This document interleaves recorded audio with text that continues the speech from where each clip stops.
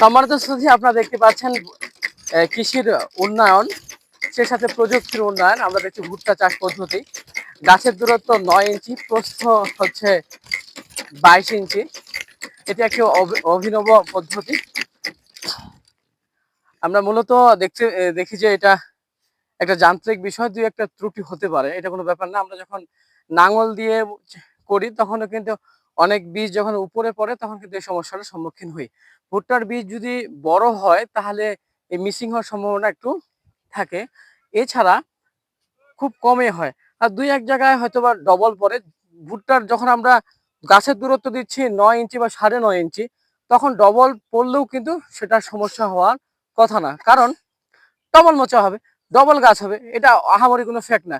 Depend করবে আপনার বাকি ব্যবস্থাপনার উপর।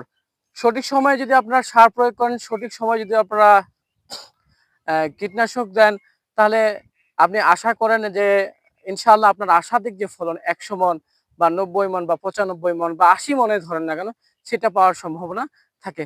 সকলেই ভালো থাকবেন, সুস্থ থাকবেন, কবিরুল আগ্রোর পক্ষে থাকবেন।